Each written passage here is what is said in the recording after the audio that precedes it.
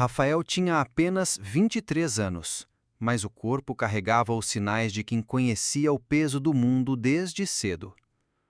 Trabalhava como porteiro num prédio de luxo em São Paulo. Sempre educado, sempre calado, sempre no seu canto. A maioria dos moradores não sabia o nome dele. Alguns nem o viam. Mas ele estava ali todos os dias, abrindo portões, recebendo encomendas, aguentando sol e frio como quem aguenta a vida, sem reclamar.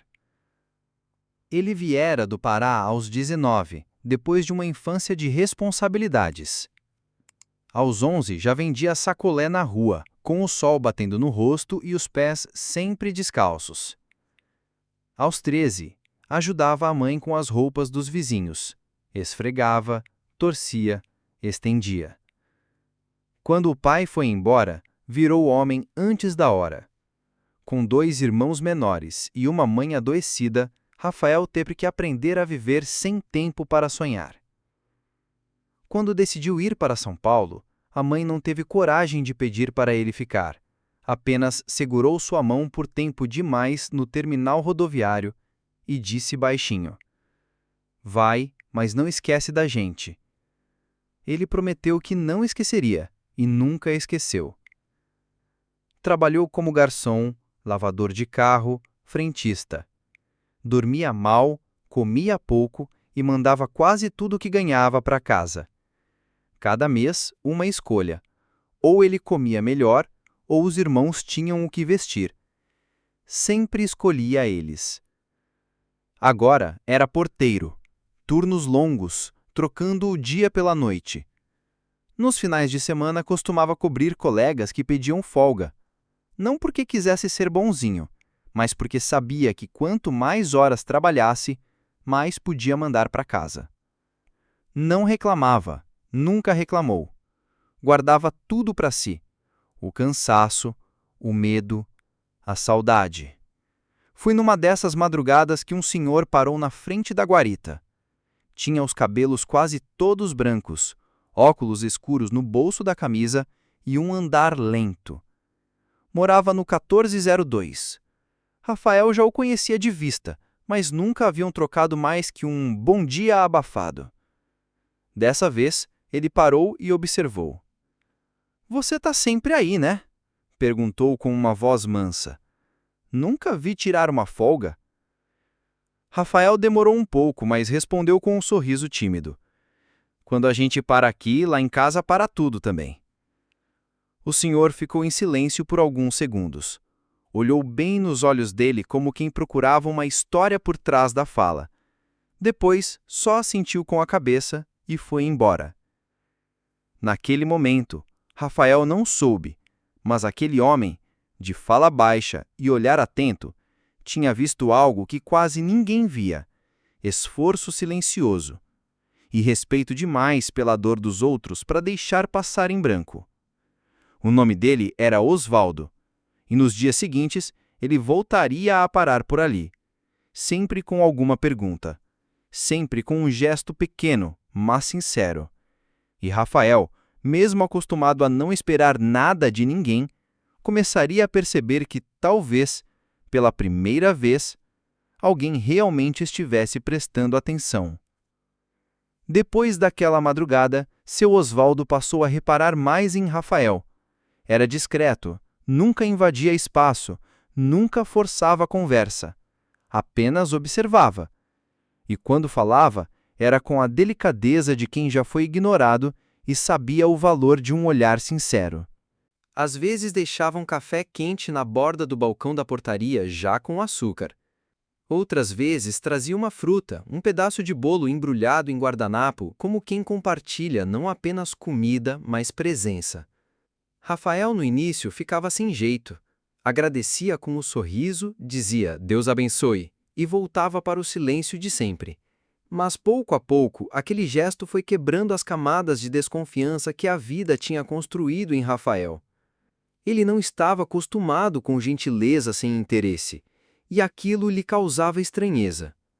Certa tarde, quando o plantão estava mais tranquilo, seu Osvaldo ficou um pouco na portaria conversando. Falou da época em que foi office boy, das planilhas feitas à mão, dos tempos difíceis quando tudo que tinha eram dívidas e a vontade de acertar. Rafael ouvia com atenção, mas sempre com as palavras contidas. Até que Osvaldo perguntou, de maneira direta, mas sem invadir: "E você, Rafael, já pensou em estudar alguma coisa?" Rafael desviou o olhar e ficou alguns segundos em silêncio antes de responder. "Já, mas com que dinheiro? Mal dá para mandar para minha mãe e ainda comer por aqui." Seu Osvaldo apenas assentiu, não insistiu. No dia seguinte, voltou com um envelope discreto. Dentro, uma carta simples e uma folha com um pedido de matrícula em um curso técnico de contabilidade. E um bilhete. "Aceita começar comigo? Eu cubro os custos. Me paga quando puder. Se não puder, me paga ajudando alguém um dia." Rafael leu e releu. Sentiu um nó na garganta. A vontade era de recusar, por orgulho, por medo, por achar que não merecia. No final do plantão, foi até o portão, encontrou Osvaldo de saída e disse: "Seu Osvaldo, eu não sei se consigo aceitar isso." "Você não está aceitando esmola, Rafael. Está aceitando confiança. Deixa de ser duro com você mesmo." No dia seguinte, Rafael estava matriculado. À noite começava o curso técnico. Os dias ficaram ainda mais puxados. Trabalhar na empresa durante o dia, estudar à noite, revisar conteúdo de madrugada. Mas Rafael não reclamava. Ele via tudo como parte da promessa que tinha feito a si mesmo quando saiu de casa: "Eu volto melhor." Na empresa de seu Osvaldo, Rafael começou como office boy. Entregava malotes, fazia café, arquivava documentos. Mas em cada tarefa, colocava o mesmo cuidado que colocava ao fechar o portão do prédio. Tudo era feito com atenção, com respeito, com vontade de aprender.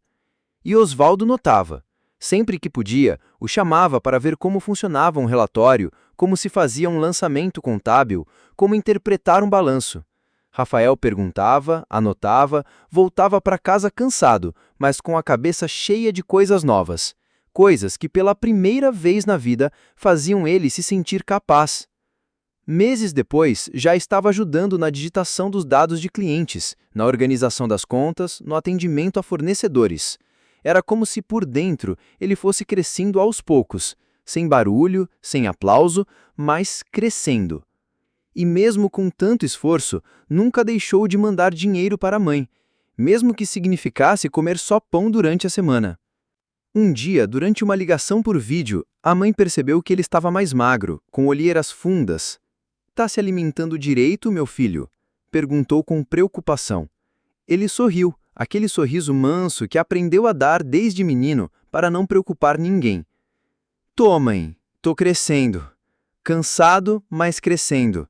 Com o tempo, Rafael passou a ocupar cada vez mais espaço dentro da empresa. Deixou de ser apenas o rapaz que levava papéis no cartório ou servia café nas reuniões. Já era chamado para ajudar nos lançamentos contábeis, preencher planilhas mais complexas, revisar notas fiscais. Quando alguém precisava de uma mão rápida e confiável, chamavam por ele. Não era o mais falante, nem o mais estudado, mas era o mais atento, o que errava menos, o que não precisava ser lembrado duas vezes. Seu Osvaldo percebia isso, e os outros também. Foi aí que começou a vir o desconforto. Alguns colegas, mais antigos na firma, passaram a olhar Rafael com desconfiança. Comentários soltos, piadas disfarçadas de brincadeira. "Esse aí tem alguma coisa. Vai ver, é filho perdido do seu Osvaldo, né? Chegou agora e já está sentando na frente?" Mas Rafael seguia firme. Dizia bom dia a todos mesmo quando não respondido. Fazia o trabalho em silêncio e voltava para casa de ônibus, com a apostila no colo e a cabeça cheia de contas. Sabia que incomodava, mas não por querer aparecer. Incomodava porque era diferente. Chegava no horário, fazia além do que pediam e não ficava esperando aplauso. E seu Osvaldo, quando ouvia os burburinhos, apenas sorria por dentro. Sabia que aquilo era sinal de que o menino estava crescendo do jeito certo. Um dia, chamou Rafael para conversar a sós, na sala dele. Você sabe que estão falando, né? Sei, respondeu Rafael olhando para baixo. Mas estou aqui para trabalhar. O resto não me alimenta. É isso mesmo, disse seu Osvaldo. Você não deve nada a ninguém. Tudo que tem, conquistou. E vai conquistar mais. A empresa é sua também, ainda que eles não saibam disso ainda. Naquele dia, Rafael saiu do escritório com os olhos marejados. Pela primeira vez, alguém lhe disse, com todas as letras, que ele merecia estar onde estava. Aos poucos, seu salário foi melhorando. Não muito, mas o suficiente para guardar um pouco no fim do mês. Parou de viver só com o essencial. Comprou roupas novas, trocou o chinelo furado por um sapato simples, mas digno. Começou até a pensar em algo que há tempos parecia impossível: trazer a mãe e os irmãos para uma visita. Fez as contas dezenas de vezes, cortou gastos, abriu mão de alguns almoços, vendeu o celular antigo, até que conseguiu juntar o suficiente para comprar 3 passagens de ônibus do interior do Pará até São Paulo. 4 dias de viagem. Ligou para a mãe com a voz trêmula. Mãe, vocês querem vir me visitar? Meu filho, ela quase não conseguiu responder. Você tem certeza? Tenho, mãe. Agora sou eu quem vai buscar vocês. Fica tranquila. Ela chorou no telefone. Disse que o irmão mais novo nem lembrava direito do rosto dele e que ela mesma já tinha quase perdido a esperança de ver o filho fora da tela do celular. Rafael preparou tudo. Alugou um quartinho em pensão perto do terminal, comprou alimentos que eles gostavam, planejou até um passeio no parque e um almoço fora, algo que eles nunca tinham feito juntos. Na manhã em que chegaram, ele foi buscá-los. Viu a mãe descendo do ônibus com uma sacola no colo e os olhos úmidos. Os irmãos estavam maiores, mas os olhos eram os mesmos. O menor, ao entrar na padaria que Rafael escolheu, olhou ao redor encantado e sussurrou: Eu nunca comi isso antes. Rafael fingiu que não ouviu, para não chorar, mas por dentro, desabou. A mãe pegou na mão dele por debaixo da mesa, apertou com força e disse: Eu tô vendo, Rafael. Tudo que você falou que ia fazer, você tá fazendo. Eu tenho tanto orgulho de você, meu filho. Naquela noite, Rafael não conseguiu dormir. Sentado no canto do quarto, olhava a mãe dormindo com os irmãos, todos juntos, e pensava: valeu a pena. Cada noite mal dormida, cada prato de arroz puro, cada passo sozinho. Valeu. Ele ainda não sabia, mas a maior surpresa da sua vida estava por vir. Porque seu Osvaldo não era homem de prometer, era homem de fazer. E já estava preparando algo que mudaria o destino de Rafael de um jeito que nem ele, acostumado com a dureza do mundo, se achava digno de viver. Alguns meses depois da visita da mãe e dos irmãos, Rafael continuava firme na mesma rotina. Acordava cedo, estudava à noite e, entre um relatório e outro, ainda encontrava tempo para ajudar colegas mais novos. A diferença agora era o modo como andava. Os ombros já não caíam tanto. O olhar, antes sempre para o chão, agora buscava o horizonte com mais coragem. Com mais tempo dedicado aos estudos e já com domínio técnico sobre boa parte dos processos contábeis, Rafael foi chamado por seu Osvaldo para uma conversa reservada. Rafael, a equipe cresceu, os clientes aumentaram e a gente precisa de alguém que coordene isso com firmeza e paciência. Alguém de dentro. Alguém como você. Rafael engoliu seco. Coordenador? Isso mesmo. Você já cuida de tudo, só falta o título. E o aumento, disse Osvaldo com um meio sorriso. Aceitou com um misto de honra e medo. Sabia que quanto mais subia, mais seria observado e talvez julgado. Mas também sabia que não tinha chegado até ali para parar pela metade. A notícia correu rápido pela empresa. Houve quem torcesse o nariz, quem disse, subiu rápido demais. Mas Rafael seguiu do mesmo jeito, cumprimentando a todos, trabalhando em silêncio e ficando até depois do expediente quando precisava. O tempo passou, e a formatura da faculdade se aproximava. Rafael não falava muito sobre isso. Tinha vergonha de fazer alarde. Guardava a conquista no peito, como quem guarda uma medalha dentro da gaveta por medo de parecer vaidoso. Comprou a beca parcelada, escolheu o terno mais barato da loja do centro e avisou a mãe que não precisava vir. "É muito longe, mãe. Cansa demais. E é só uma cerimônia, nada demais." Ela insistiu. Ele desconversou. No fundo, queria muito, mas não queria dar trabalho. O que Rafael não sabia é que seu Osvaldo já tinha resolvido tudo por ele. Sem dizer uma palavra, comprou as passagens, reservou hospedagem e mandou entregar tudo em mãos para a mãe de Rafael, no interior do Pará. Só pediu uma coisa: "Chega antes dele. Quero ver a cara que ele vai fazer." Na noite da formatura, o auditório estava cheio. Rafael sentou na última fileira, achava que ali era o seu lugar, como sempre foi, mais perto da saída, longe dos holofotes. Quando seu nome foi chamado, subiu ao palco com as mãos suadas, o coração apertado e os olhos fixos no chão. Pegou o diploma, agradeceu em silêncio e desceu sem olhar muito para os lados. Mas quando pisou no último degrau, viu. Ali, na terceira fileira, estavam sua mãe, com o mesmo vestido florido quando ele era criança, e os seus 2 irmãos, agora maiores, batendo palmas como se ele tivesse vencido o mundo. Ele travou. Congelou no meio do corredor. A mãe levantou, abriu os braços e disse, com os olhos cheios de lágrimas: "Você conseguiu, meu filho." Ele caiu no colo dela como quem volta para casa depois de anos no escuro. Chorou sem conseguir falar. Os irmãos o abraçaram apertado. E o mais novo, com a voz embargada, disse: "A gente sabia que você ia conseguir." Naquele dia, Rafael não era mais só o menino da portaria. Era o orgulho de uma família inteira, o símbolo do que o esforço silencioso pode construir quando encontra alguém que acredita. Algum tempo depois, seu Osvaldo decidiu se aposentar.